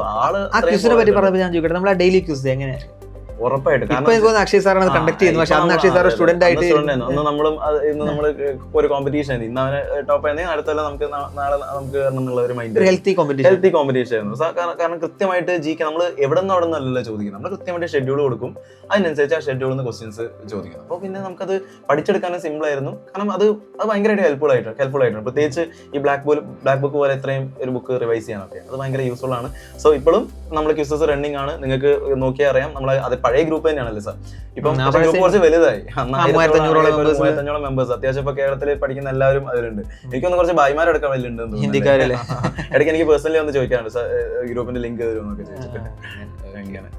അപ്പൊ അതൊക്കെയാണ് ഒരുപാട് ഹെൽപ്ഫുൾ ആയിട്ട്. പിന്നെ മെയിനായിട്ട് അക്ഷയ് സാർ, ഞാൻ ഈ ഒരു ടോപ്പിക്കിന്റെ ഈ ഒരു സ്റ്റഡി ടോപ്പിക്കിന് പുറത്തുനിന്ന് ചോദിക്കുകയാണ്, എല്ലാവരും ചോദിക്കുന്ന ക്ലീശ ചോദ്യമാണ്. റിസൾട്ട് വന്ന ഒരു ദിവസം എനിക്ക് തോന്നുന്നു അക്ഷയ് സാർ ആ ഒരു എഡ്ജ് മാർക്കിലായിരുന്നു. അവർ Yes, yes, കിട്ടുമെന്ന് ഉറപ്പില്ല, എന്നാൽ കിട്ടൂല എന്ന് പറയാൻ പറ്റില്ല. അപ്പൊ ആ ഒരു ദിവസത്തെ സാധാരണ SSCന്റെ നല്ല മാർക്കുള്ള ആൾക്ക് എന്തായാലും കിട്ടുമെന്ന് അറിയാം, നല്ല മാർക്ക് കുറവുള്ള ആൾക്ക് എന്തായാലും കിട്ടൂല എന്ന് പറയാം അവരുടെ അടുത്തും. പക്ഷെ ആ ഒരു എഡ്ജിൽ നിൽക്കുമ്പോൾ ഇത് റിസൾട്ട് വരുന്ന ദിവസം ഇത് കിട്ടുമെന്ന് എക്സ്പെക്ട് ചെയ്തായിരുന്നു. ആ ഒരു മൊമെന്റ് എങ്ങനെയായിരുന്നു? എനിക്ക് സത്യം പറഞ്ഞാൽ ഞാൻ ഉണ്ടായിരുന്നു അവിടെ, പക്ഷെ എന്നാലും അക്ഷയ് സാർ ആ മൊമെന്റ് കുട്ടികൾക്ക് വേണ്ടിയിട്ടൊന്ന്. അതെ സാർ ആക്ച്വലി എനിക്ക് 313 മാർക്കാണ് റോ സ്കോർ വന്നത്. സോ എന്റെ ഷിഫ്റ്റ് കുറച്ച് ഹാർഡ് ആവുന്നതുകൊണ്ട് നോർമലൈസേഷൻ എത്ര വരുന്നത് നമുക്കൊരു ഐഡിയ ഇല്ല. പക്ഷെ എന്തൊക്കെ പറഞ്ഞാലും നമ്മുടെ ഉള്ളിലൊരു വിശ്വാസം ഉണ്ടാവില്ല സാർ, ഞാൻ കയറും, ഞാൻ ലിസ്റ്റിലുണ്ടാവും, എൻ്റെ പേര് ലിസ്റ്റിലുണ്ടാവും എന്നുള്ള ഉറപ്പുണ്ടാവില്ല. നമ്മൾ ആരോടൊക്കെ എന്തൊക്കെ കിട്ടില്ല, ഇനിയിപ്പോൾ അടുത്ത് നോക്കാന്നൊക്കെ പറഞ്ഞാൽ നമുക്കത് മറക്കാൻ പറ്റില്ല, നമുക്കത് വിട്ടുപോകാൻ പറ്റില്ല, നമുക്കത് കയറുന്നുള്ള ഒരു വിശ്വാസമാണ്. നമ്മൾ ആ ഒരു എഡ്ജ് മാർക്കിൽ എത്തിയിട്ടുണ്ട്. സോ എന്ത് പോസ്റ്റ് ആയിക്കോട്ടെ ഞാൻ അതിൽ എന്തായാലും ടോപ്പ് ലെവൽ 7 പോസ്റ്റ് ഒന്നും കിട്ടില്ല എന്ന് ഉറപ്പാണ്. ഞാൻ അതിൽ സാറ്റിസ്ഫൈഡ് ആവില്ല എന്നുള്ള കാര്യം എനിക്ക് ആദ്യം മൈൻഡ് സെറ്റ് ആയിരുന്നു. എന്നാലും പേരിന് നമ്മൾ അത്രത്തോളം പഠിച്ചിട്ട് നമ്മൾ അടുത്തൊരു എക്സാമിന് കുറച്ചൊരു ടെൻഷൻ ഇല്ലാതെ പോകാനും എനിക്കൊരു ജോലി വേണമെന്നുണ്ടായിരുന്നു. അതുകൊണ്ട് തന്നെ ഒരിക്കലും ഇല്ല സാർ. ആ ഒരു കാര്യത്തിൽ ഞാൻ ഈ ഒരു ജോലി കിട്ടി അല്ലെങ്കിൽ ഇത് SSC ക്ലിയർ ചെയ്തിട്ടേ ഞാൻ നിർത്തുള്ളൂ, അത് വേറെ കാര്യം. അത് ഞാൻ കൺസിസ്റ്റന്റാ, അതിൽ ഒരു സംശയമില്ല. അതാ ഞാൻ പറഞ്ഞത്, ഞാൻ നിർത്തുന്നുള്ള തോന്നലേ. നമ്മൾ ഡിമോട്ടിവേറ്റഡ് ആയിട്ടുണ്ടാവും, പക്ഷെ മോട്ടിവേഷനിൽ വേറെ എന്തെങ്കിലുമൊക്കെ ചെയ്ത് മോട്ടിവേഷൻ വരുത്താന്നല്ലാതെ നിർത്താൻ എനിക്ക് തോന്നിയിട്ടില്ല. എനിക്ക് വേറൊരു വഴിയില്ല, അത്രേ ഉള്ളൂ. ഞാൻ അത് വീട്ടിലും വേണ്ടത്, ഞാൻ ഇനി വേറെ ബീഡിനോ അങ്ങനെ ഒന്നും പോകില്ല. ഞാൻ ഈ SSC ക്ലിയർ ചെയ്തിട്ടേ നിർത്തുള്ളൂ. അതിന് എത്ര വയസ്സായാലും ഏജ് ഓവർ ആവുന്നവരെ ഞാൻ പഠിക്കും. അതിനെനിക്ക് വേറെ മോട്ടിവേഷൻ കുറവൊന്നുമില്ല. അപ്പോൾ ഇവിടെ എന്താണ്, സോ അന്നത്തെ ഡേയും അങ്ങനെ തന്നെയാണ്. അപ്പം MTSന്റെ റിസൾട്ട് വന്നിട്ട് ഏകദേശം 12 മണിയോളം ആണ്, 12 മണിക്കല്ലേ സാർ നമ്മുടെ റിസൾട്ട് വന്നത്. അപ്പൊ എൻ്റെ ഒരു ഫ്രണ്ടാണ് ആക്ച്വലി എനിക്കിത്, കാരണം ഞാനത് വിട്ടതാണ്, നമ്മളിത് വരില്ല എന്നുള്ള രീതിയിലായിരുന്നു നിന്നത്. അപ്പൊ പെട്ടെന്ന് കറക്റ്റ് 12 മണിയായ തന്നെ റിസൾട്ട് വന്നു എന്ന് പറഞ്ഞിട്ട് ഒരു ഫ്രണ്ടാണ് എനിക്ക് മെസ്സേജ് അയക്കുന്നത്. ആൾ തന്നെ പറഞ്ഞു കിട്ടി. പിന്നെ എനിക്കറിയില്ല, പിന്നെ എനിക്ക് ഏതാ കിട്ടിയെന്നല്ല. അപ്പൊ തന്നെ പിന്നെ സബ്ദ സാർ വന്ന് റിസൾട്ട് വന്നു, സബ്ദ സാർ പറഞ്ഞ റിസൾട്ട് വന്നു. പിന്നെ നമ്മൾ നോക്കുകയാണ് ആരാണ്, അല്ല ഏത് പോസ്റ്റാന്ന് നോക്കിയപ്പോ എനിക്ക് മനസ്സിലായി ഇത് D03 അല്ലെങ്കിൽ പോസ്റ്റ് അസിസ്റ്റന്റ് ആണ്. അപ്പൊ പിന്നെ ഹാപ്പിയാണ്. വീട്ടുകാരൊക്കെ എന്ത് പറയുന്നു? വീട്ടുകാരൊക്കെ സാർ അതെ, എന്റെ അച്ഛനും ഇതേപോലെ എന്തെങ്കിലും ഒരു ഗവൺമെന്റ് ജോലി കിട്ടാം, മകനൊരു ഗവൺമെന്റ് ജോലി കിട്ടാന്നുള്ളത് വലിയൊരു സ്വപ്നമായിട്ട് കാണുന്ന ഒരു അച്ഛൻ തന്നെയാണ്. അച്ഛൻ റിട്ടയർഡ് മാഷാണ്. സോ അച്ഛനും ഇതേപോലെ തന്നെ PSCയിലേക്ക് SSCയിലേക്ക് അല്ലെങ്കിൽ ഒരു മാഷാക്കുക, ഇത് മൂന്നും ഒരു വഴിയുള്ളൂ. അപ്പം മാക്സിമം എന്നെ ഡിഗ്രി BEdലേക്ക് തള്ളിവിടാൻ നോക്കിയിട്ടുണ്ടായിരുന്നു, ഞാൻ വീണില്ല. അപ്പൊ പിന്നെ എങ്ങനെങ്കിലും ജോലി കിട്ടുക അല്ലെങ്കിൽ പഠിച്ചൊരു ജോലി നേടുക. അപ്പൊ ഞാനിപ്പോ ഏത് പോസ്റ്റ് ആണെങ്കിലും മൂപ്പര് സാറ്റിസ്ഫൈഡ് ആണ്, ഗവൺമെന്റ് ജോലി മതി, അതിൽ സാറ്റിസ്ഫൈഡ് ആണ്. അപ്പൊ അതൊക്കെ നമ്മുടെ ഇപ്പൊ ഞാൻ ലെവൽ 5 വീട്ടിൽ പോകുകയാണെന്ന് അടുത്തത് ഈ GST ഇൻസ്പെക്ടർ വലിയ പോസ്റ്റ് ചെന്നൈയിൽ കിട്ടുന്നേക്കാൾ എന്റെ അച്ഛൻ സാറ്റിസ്ഫൈഡ് ശരിക്കും പറഞ്ഞാൽ ഈ പോസ്റ്റൽ വീടിന്റെ അടുത്ത് ജോലി നേടുക എന്നുള്ളതാണ് എന്റെ അച്ഛൻ്റെ ഒരു ആഗ്രഹം എന്ന് പറയുന്നത്. നമ്മള് വീട്ടിന്റെ അടുത്ത് തന്നെ കിട്ടുകയാണെങ്കിൽ നല്ല ഒരു ആഗ്രഹമാണ്. പക്ഷേ അക്ഷയ് സാർ എന്തായാലും സാറ്റിസ്ഫൈഡ് അല്ല എന്ന് പറയും. ഉറപ്പായിട്ടല്ല സാർ, നമുക്കൊരു ധൈര്യമാണ്. പിന്നെ അടുത്തതിന് പിന്നെ എന്തായാലും ഇത്രയും എഫേർട്ട് ഇട്ടതുകൊണ്ട് ഒരു പോസ്റ്റ് കിട്ടിയല്ലോ, നമ്മളെ പറ്റുന്നതാണ് മനസ്സിലാക്കാൻ പറ്റും. ഞാനും സത്യം പറഞ്ഞ പേഴ്സണലി എന്നോട് ചോദിക്കുകയാണെങ്കിൽ അക്ഷയ് സാറിന്റെ റിസൾട്ടിൽ ഞാനും സാറ്റിസ്ഫൈഡ് അല്ല. കാരണം നമ്മളെല്ലാവരും ഒരു ടോപ്പ് 1000 ടോപ്പ് 500 പ്രതീക്ഷിച്ചത് അക്ഷയ് സാറിന്റെ റിസൾട്ട്. പക്ഷെ എന്തോ നമ്മൾ പറഞ്ഞ പോലെ ഇംഗ്ലീഷിന്റെ ആ ഒരു ചെറിയ അങ്ങോട്ടും ഇങ്ങോട്ടും മാറിയത് കൊണ്ട് സംഭവിച്ചതാണ്. പക്ഷെ എന്തായാലും വരും വർഷങ്ങളിൽ അക്ഷയ് സാർ അല്ലേ അങ്ങനെ. അപ്പൊ ഞാൻ വേറൊരു കാര്യം ചോദിക്കുകയാണ്, അക്ഷയ് സാർ ഈ ഒരു ഡീമോട്ടിവേഷൻ ആവുമെന്ന് പറഞ്ഞില്ലേ ചില സമയം, നേരത്തെ നിർത്തുന്നു ചോദിച്ചു. പക്ഷെ ആ ഒരു ഡീമോട്ടിവേറ്റഡ് ആവുന്ന സമയത്ത് എങ്ങനെയാണ് അത് വീണ്ടും മുന്നോട്ട് കയറി വന്നത്? എങ്ങനെയാണ് സാർ? ഒന്നുമില്ല, ഞാൻ ആലോചിക്കുന്ന കാര്യം എന്ന് വെച്ച് കഴിഞ്ഞാൽ വൺസ് നമ്മൾ ഈ ഒരു എക്സാം ക്ലിയർ ചെയ്ത് കഴിഞ്ഞാൽ നമുക്ക് എന്തൊക്കെ ബെനിഫിറ്റ് കിട്ടും. അല്ലെങ്കിൽ ഞാൻ അത്രയേ ഉള്ളൂ, ഞാൻ എൻ്റെ ഡിമോട്ടിവേറ്റ് ആവുന്ന സമയത്ത് ഞാൻ ഒന്നും ചെയ്യില്ല, ഞാൻ അവരോട് സംസാരിക്കാനും പോകാറില്ല, അല്ലെങ്കിൽ നമ്മൾ വേറെ ഒന്നുമില്ല, ഞാൻ കണ്ണടച്ച് കുറച്ചാലും കിടക്കും. കണ്ണടച്ച് കിടക്കുന്ന സമയത്ത് ഞാൻ ചിന്തിക്കുന്ന കാര്യങ്ങൾ അങ്ങനെ തന്നെ ആയിരിക്കും. എടാ നിനക്കിപ്പോൾ കിട്ടുന്നില്ലെങ്കിലും കിട്ടിക്കഴിഞ്ഞാൽ ഒരു ഫേസ് ഉണ്ടല്ലോ, കിട്ടിക്കഴിഞ്ഞാൽ ഈ പറയുന്ന കാര്യങ്ങളൊന്നുമില്ല. നമ്മളിപ്പോൾ 2-3 വർഷം എടുത്തിട്ട് നമ്മൾ എക്സാം എഴുതി ക്രാക്ക് ചെയ്താലും നിന്നോട് ഒരിക്കലും വേറെ ആളൊന്നും ചോദിക്കില്ല നീ എത്ര കൊല്ലം എടുത്തിട്ടാണ് നീ ക്രാക്ക് ചെയ്തതെന്ന് ചോദിക്കാൻ പോകുന്നില്ല. ക്ലിയർ ചെയ്ത് കഴിഞ്ഞാൽ അതായി, അത്രേ ഉള്ളൂ. അപ്പൊ പിന്നെ ഈ ഒരു ജേർണി ചിലപ്പോൾ എന്തായിരിക്കും, കുറച്ച് ഹാർഡർ ആയിരിക്കും, ലെങ്തി ആയിരിക്കും, അതൊക്കെ വിടും. പക്ഷെ അത് അറ്റ് എ പോയിന്റ് ക്ലിയർ ചെയ്ത് കഴിഞ്ഞാൽ പിന്നെ അവിടെ വേറെ ഒരു സംസാരമില്ല, അത്രേ ഉള്ളൂ. ആ ഒരു പോയിന്റ് തന്നെ എൻ്റെ മൈൻഡിലുള്ളത്. കാരണം ക്ലിയർ ചെയ്യുക, അതേ ഉള്ളൂ. അപ്പോൾ ഡിമോട്ടിവേറ്റ് ചെയ്താലും മാക്സിമം എഫേർട്ട് എടുത്ത് സെൽഫായിട്ട് തന്നെ മോട്ടിവേഷൻ കൊടുക്കുക എന്നുള്ളതേ ഉള്ളൂ. സെൽഫ് മോട്ടിവേഷൻ യൂട്യൂബ് വീഡിയോ കണ്ട് മോട്ടിവേഷൻ എടുക്കുന്നുണ്ട്. അത് കേട്ടിട്ടുണ്ട്, നമ്മളിങ്ങനെ പാട്ടായിട്ട് കിടക്കാനല്ല, അങ്ങനെ യൂട്യൂബ് വീഡിയോ കണ്ടിട്ട് എനിക്ക് അത്രത്തോളം മോട്ടിവേഷൻ കിട്ടാറില്ല. ഞാൻ ഒറ്റയ്ക്ക് വീഡിയോ കഴിയുമ്പോൾ തന്നെ അതെ സാർ, അതെ സാർ.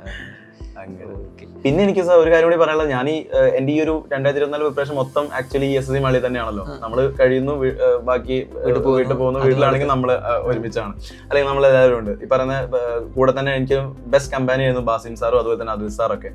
പഠിക്കുന്ന ആളുകളാണ്, പ്രിപ്പയർ ചെയ്യുന്ന ആൾക്കാരാണ്. അപ്പോൾ നമുക്ക് ഉണ്ടാവുന്ന ഒരു ബുദ്ധിമുട്ടുകളും മോസ്റ്റ് കോമൺ ആയിരിക്കും. സോ ആ ഒരു ഫേസോ അല്ലെങ്കിൽ നമുക്ക് ഒറ്റയ്ക്ക് ഷെയർ ചെയ്ത് തീർക്കേണ്ട ഒരു കാര്യം, കാരണം നമുക്ക് എന്തെങ്കിലും വിഷമം വരികയാണെങ്കിൽ അവർക്ക് അറിയാൻ പറ്റും. സോ അങ്ങനെ അവരുടെ ഇടയിൽ നിന്നുള്ള മോട്ടിവേഷൻ ഉൾക്കൊണ്ടിട്ടുണ്ട്. സോ അങ്ങനെ തന്നെ അതെ, എവിടെ പോയി കഴിഞ്ഞാലും SSC റിലേറ്റ് ചെയ്തിട്ട് തന്നെയാണ് നടക്കുന്നത്. അങ്ങനെ തന്നെയാണ് ഇപ്പോൾ. അങ്ങനെയൊക്കെയാണ്. പിന്നെ അക്ഷയ് സാർ വേറെ മെയിനായിട്ട് കാര്യം ഈ സോഷ്യൽ മീഡിയ ഹാൻഡ്ലിംഗ് എങ്ങനെയായിരുന്നു? സോഷ്യൽ മീഡിയ ഹാൻഡിൽ സാർ ഞാൻ ഒരിക്കലും ഫേസ്ബുക്ക് ഇൻസ്റ്റാഗ്രാം പോലത്തെ ഒന്നും ഞാൻ അൺഇൻസ്റ്റാൾ ആക്കിയിട്ടില്ല. ഞാനത് മെയിൻസിന്റെ തലേദിവസം ഞാൻ റീൽ കണ്ടിട്ടുണ്ടാവും. അതിൽ എനിക്ക് അങ്ങനെ കൺട്രോളാണ്. യെസ്, അങ്ങനെ ഒരുപാട് സമയമൊന്നുമില്ല. പക്ഷെ എന്നാലും എന്തെങ്കിലുമൊക്കെ പഠിച്ചു മടക്കുന്ന സമയത്തോ അല്ലെങ്കിൽ ആരെങ്കിലുമൊക്കെ റീൽ അയച്ചെന്നാൽ ഞാൻ കാണും. ഇതിലൊന്നും എനിക്ക് പ്രശ്നം തോന്നിയിട്ടില്ല. അത് ഈസ് എന്തായാലും അത് ഡിഫറെന്റ് ആണ്. അത് ഓരോ ആൾക്കാർക്ക് ഡിഫറെന്റ് ആയിരിക്കും. ചില ആളുകൾക്ക് തീരെ കോൺസെൻട്രേഷൻ കിട്ടുന്നില്ല. ഇതിൽ എന്താ പറയുന്നത്, ഇതിൽ വീണ്ടും ഇടയ്ക്ക് പോകുകയാണെങ്കിൽ നിങ്ങൾ അത് അൺഇൻസ്റ്റാൾ ചെയ്യണം, അതിൽ സംശയമില്ല. പക്ഷെ നിങ്ങൾക്ക് അത് കൺട്രോൾ ആയിട്ട് യൂസ് ചെയ്യാൻ പറ്റുകയാണെങ്കിൽ അത് അങ്ങനെ തന്നെ പോവുക.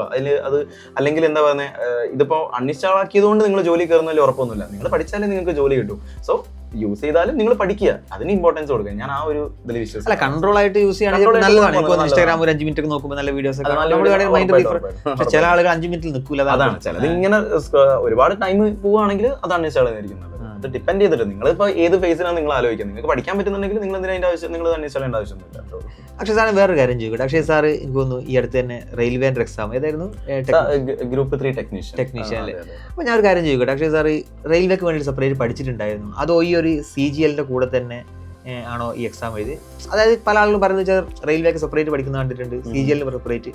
എന്താ ചെയ്യേണ്ടത്? CGL-ന് വേണ്ടിയിട്ട് മാത്രമായിട്ട് പഠിക്കണം, അല്ലെങ്കിൽ റെയിൽവേക്ക് വേണ്ടി മാത്രം പഠിക്കണം, അല്ലെങ്കിൽ രണ്ടും ഒരുമിച്ച് കൊണ്ടുപോകാൻ പറ്റുന്നതാണ്?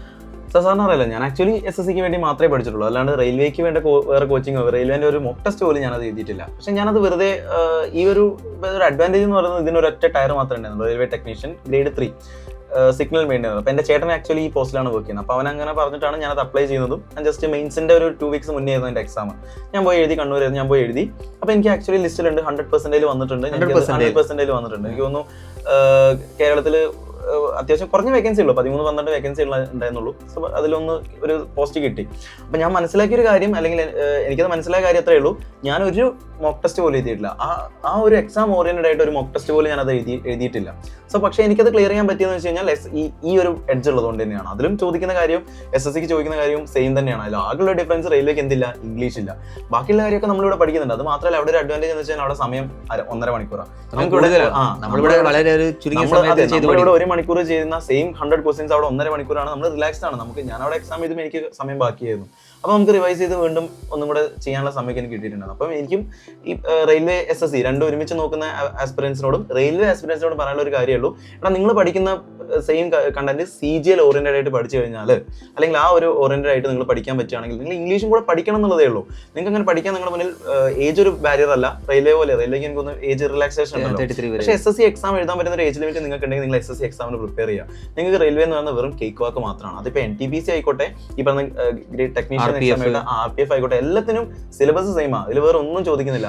അതുകൊണ്ട് എനിക്ക് തോന്നുന്നു ALP പരീക്ഷയ്ക്ക് മാത്രമാണ് അതേപോലെ JEE എക്സാം ക്വാളിഫയിങ് പേപ്പറാണ്.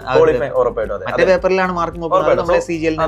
സോ റെയിൽവേന്റെ നോൺ ടെക്നിക്കൽ എക്സാം വരുന്ന സമയത്ത് നമ്മൾ എന്ത് ചെയ്താൽ മതി, നമ്മൾ SSC സിലബസ് പഠിച്ചാൽ മതി. സോ എന്തായാലും ക്ലിയർ ചെയ്യാൻ പറ്റുന്നത്. അപ്പൊ NTPC പഠിച്ചു കഴിഞ്ഞാൽ CGL കൊണ്ടുപോകാൻ ബുദ്ധിമുട്ടാണ് ഉറപ്പായിട്ടും. കാരണം ഇംഗ്ലീഷ് പഠിക്കുന്നില്ലല്ലോ, അങ്ങോട്ട് പറ്റും. അത് മാത്രമല്ല NTPC 1.5 മണിക്കൂർ എടുത്ത് പഠിച്ചിട്ട് 1 മണിക്കൂർ ഒരിക്കലും തീരത്തുമില്ല അവർക്ക്. സോ നേരെ തിരിച്ചു പോസിബിൾ. ഇപ്പോഴും കണ്ടിട്ടുണ്ട് ഒരുപാട് കുട്ടികൾ NTPC മാത്രം പോകും. ഞാൻ ഒരു വീഡിയോ തന്നെ ചെയ്തിട്ടുണ്ട് യൂട്യൂബിൽ കണ്ടിട്ട്. പക്ഷെ ഇപ്പോഴും കുട്ടികൾ എന്ന് വെച്ചാൽ NTPC ഭയങ്കര സിമ്പിൾ ആണ്, അതുകൊണ്ട് NTPC ആദ്യം പഠിക്കാം, പിന്നെ നോക്കാം, എന്നിട്ട് CGL വേണ്ടി നോക്കാം. പക്ഷെ അതിന്റെ ആവശ്യമില്ല, രണ്ടും ഒരുമിച്ച് കൊണ്ടുപോകാൻ പറ്റുന്ന ഒരു പരീക്ഷയാണ്. CGL വേണ്ടി പ്രിപ്പയർ ചെയ്താൽ, ഞാൻ എപ്പോഴും പറയാം, CGL, CHL, MTS, GD, RRB, NTPC, technician, അങ്ങനെ ഒരുപാട് ഓപ്പർച്യൂണിറ്റി നമ്മുടെ മുമ്പിലുള്ളൂ. പക്ഷെ റെയിൽവേ ആണെങ്കിൽ റെയിൽവേന്റെ ഒരു ഭാഗം മാത്രമായിട്ട് ഒതുങ്ങി പോകും. മെയിൻ ആയിട്ട് ഒരു കാര്യം കൂടെ പറയാനുള്ള വെച്ചാൽ റെയിൽവേന്റെ ഒരു 80,000 വേക്കൻസി വന്നു കഴിഞ്ഞാൽ എല്ലാവരും വിചാരിക്കും 80,000 വേക്കൻസി നമുക്ക് അത് അപ്ലൈ ചെയ്യാൻ പറ്റുന്നില്ല. ഇത് സോൺ വൈസ് ആണല്ലോ, അത് പല ആളുകൾക്കും പെട്ടെന്ന് അറിയാൻ പറ്റുന്നില്ല. നമ്മൾ ഏത് സോണാണോ അപ്ലൈ ചെയ്തത് ആ വേക്കൻസീസ് മാത്രമല്ല അവൈലബിൾ ആയിട്ടുള്ളൂ. CGL ആവുമ്പോൾ നേരെ തിരിച്ചല്ല, CGL ഓൾ ഇന്ത്യ പോസ്റ്റിംഗ് 18,000 ഏത് വേക്കൻസിയും പോവുകയും ചെയ്യാം. സോ ആ അഡ്വാൻറ്റേജ് എല്ലാം, കാരണം കംപ്ലീറ്റ്ലി അഡ്വാൻറ്റേജ് മൊത്തം ഈ SSC ഫീൽഡിലുണ്ട്. സോ എന്തിനാണ് റെയിൽവേക്ക് വേണ്ടി മാത്രം പഠിക്കുന്നുള്ളത് നിങ്ങളും കൂടെ എല്ലാ വർഷവും പരീക്ഷ നടക്കുന്നത്. പിന്നെ എനിക്ക് തോന്നുന്നു പ്രോസസ് ഒന്നും കൂടി ഫാസ്റ്റ് ആണ്. പണ്ട് ഞാനൊക്കെ സമയത്ത് പറഞ്ഞാൽ ഒരു 1.5 വർഷം 2 വർഷം മിനിമം എടുക്കുമായിരുന്നു ഇതിന്റെ ഒരു പ്രോസസ് കംപ്ലീറ്റ് ആവാൻ. ഇപ്പൊ ജനുവരിയിൽ എക്സാം എഴുതിയതാ, ഇപ്പൊ ജോലി അതായത് ജൂൺ ജൂലൈ നോട്ടിഫിക്കേഷൻ വന്നത്, ഇപ്പൊ ജനുവരി പരീക്ഷ കഴിഞ്ഞ് മാർച്ച് 8 മാസം കൊണ്ട് റിസൾട്ട്. അപ്പൊ എല്ലാം കൊണ്ടും ഇപ്പൊ ഒരു അഡ്വാൻറ്റേജ് ആണ്. ചെറിയ പ്രശ്നങ്ങൾ വരുന്നുണ്ട് എന്നല്ലാതെ വലിയൊരു പ്രശ്നങ്ങളോ കാര്യങ്ങളോ ഒന്നും കാണുന്നില്ല. അപ്പൊ അങ്ങനെയാണ്. പിന്നെ മെയിനായിട്ട് അക്ഷയ് സാർ ഇനി അവസാനമായിട്ടൊരു കാര്യം ചോദിക്കുകയാണെങ്കിൽ, ഇനി വരാൻ പോകുന്ന കുട്ടികൾക്ക് ഒരു ആസ്പിരന്റ് എന്ന നിലയിലും അതുപോലെ തന്നെ ഒരു അധ്യാപകൻ എന്ന നിലയിലും കൊടുക്കാനുള്ള എന്തെങ്കിലും അഡ്വൈസോ കാര്യങ്ങളോ? സാർ എനിക്കൊന്നുമില്ല, മെയിനായിട്ട് പറയാനുള്ളത് നിങ്ങളുടെ മുന്നിൽ സമയം ഒരു പ്രശ്നമല്ല. ഇപ്പൊ ചില ആളുകൾ വളരെ എളുപ്പത്തിൽ ഒരു 6 മാസം അല്ലെങ്കിൽ 1 കൊല്ലം കൊണ്ട് ക്രാക്ക് ചെയ്ത് പോകുന്ന ആളുകളുണ്ടാവും, ചിലർ 6 വർഷം എടുത്തിട്ടും ക്രാക്ക് ചെയ്ത് പോകുന്ന ആൾക്കാരുണ്ടാവും. സോ ഇവിടെ നിന്നൊക്കെ മോട്ടിവേഷൻ ഉൾക്കൊണ്ട് എനിക്ക് നിങ്ങളുടെ കാര്യം അല്ലെങ്കിൽ നിങ്ങളോട് പറയാനുള്ള ഒറ്റ കാര്യമുള്ളൂ, നിങ്ങളുടെ മുന്നിൽ ടൈം ഒരു പ്രശ്നമല്ല. നിങ്ങൾക്ക് അത്യാവശ്യം എന്താ പറയുന്നത് സിലബസ് അത്യാവശ്യം കഷ്ടപ്പെട്ടിരുന്ന് പഠിക്കാനുള്ള ഒരു മനസ്സുണ്ടെങ്കിൽ നിങ്ങൾക്ക് ഇത് കിട്ടും, അതിലൊരു സംശയമില്ല. അതിനൊരു എക്സാമ്പിൾ തന്നെയാണ് ഞാനും. തുടക്കത്തിൽ ഞാനും ഈ ഫീൽഡിലേക്ക് ഇറങ്ങിയ സമയത്ത് എന്താ പറയുന്നത്, ആദ്യം 100-150 മാർക്കൊന്നും എനിക്ക് കിട്ടിയിട്ടില്ല. ഞാൻ ഈ 40 മാർക്കിൽ നിന്നാണ് തുടങ്ങിയത്. തുടക്കത്തിലെ 40 മാർക്ക് തുടങ്ങിയാണ് ഞാൻ ഈ എക്സാം എഴുതി ഏകദേശം 3 വർഷം കൊണ്ട് ഞാൻ ഈ ജോലിയിലേക്ക് എത്തിയത്. സോ ഇത്രയേ ഉള്ളൂ, കൺസിസ്റ്റന്റ് ആയിട്ട് എഫേർട്ട് എടുക്കാൻ നിങ്ങളുടെ മൈൻഡ് നിങ്ങൾക്ക് പറ്റുമെങ്കിൽ എനിക്ക് ഈ ജോലി നിങ്ങൾക്ക് കിട്ടും. അത്രേ ഉള്ളൂ സാർ. ഓക്കെ. അക്ഷയ് സാറിൻ്റെ നമ്മൾ ഒരുപാട് കാര്യങ്ങൾ കേട്ടു. അക്ഷയ് സാറത്ത് പറഞ്ഞ ഒരു സ്റ്റുഡൻ്റ് അടുത്ത് കിട്ടുന്നതിൻ്റെ അപ്പുറത്തേക്ക് ഒരുപാട് കാര്യങ്ങൾ നമുക്ക്, കാരണം ക്ലാസ് എടുത്ത എക്സ്പീരിയൻസ് കൊണ്ട് ഒരുപാട് കുട്ടികളെ കണ്ട ഒരു എക്സ്പീരിയൻസ് കൂടെ നമുക്ക് കിട്ടി, വളരെ ഇൻസ്പിറേഷണൽ ആയിരുന്നു.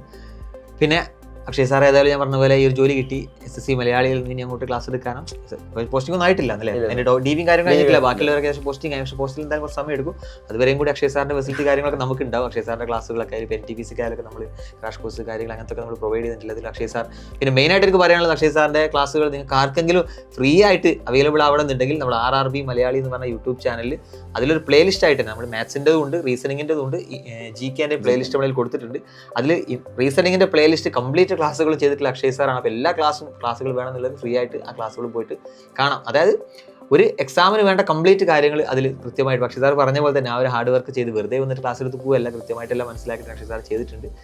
അപ്പോൾ എന്തായാലും Akshay sir all the best. ഇനി അങ്ങോട്ടുള്ള എല്ലാ ഔദ്യോഗിക ജീവിതത്തിനും എല്ലാ all the best. Thank you sir.